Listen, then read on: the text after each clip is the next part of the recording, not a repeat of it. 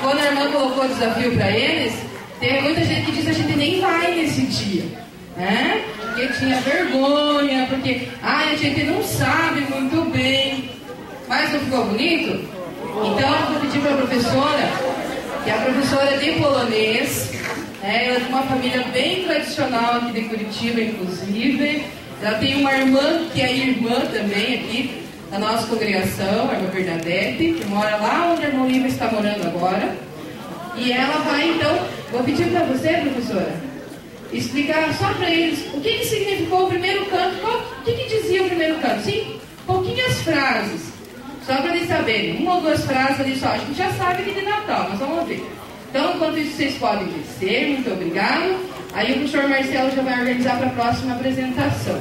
Se quiser descer, professora, eles vão fechar a cortina aqui para organizar a próxima apresentação. Tá bom? Então, assim, as palavras Disha e Bedrai e Disha significa hoje em Belém e repete hoje em Belém, né? Então, eles anunciam o nascimento de Jesus.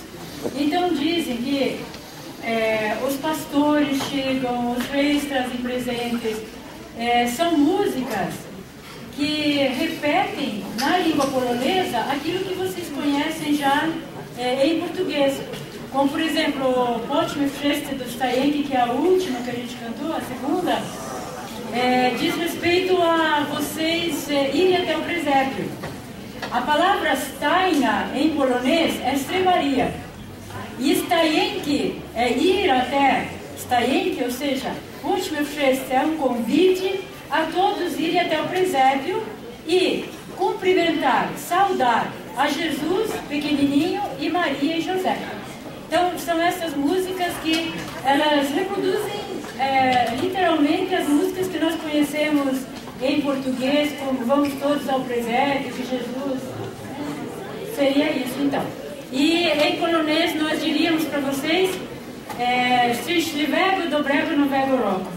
Ou seja, um feliz ano novo para todos e Dobry Święt, ou seja, um bom dia de Natal.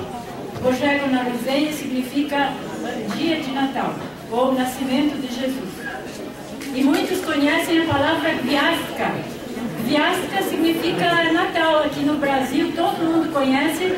Quem tem vovô, vovó, conhece a palavra Gwiazdka, ou seja, a estrelinha, porque na Polônia o costume de fazer a vigília, a ceia de Natal, é só quando aparece a primeira estrela da noite. Então ficou a palavra Gwiazdka aqui no Brasil, mas na verdade é Bożego Narodzenia, o nome de nascimento de Jesus.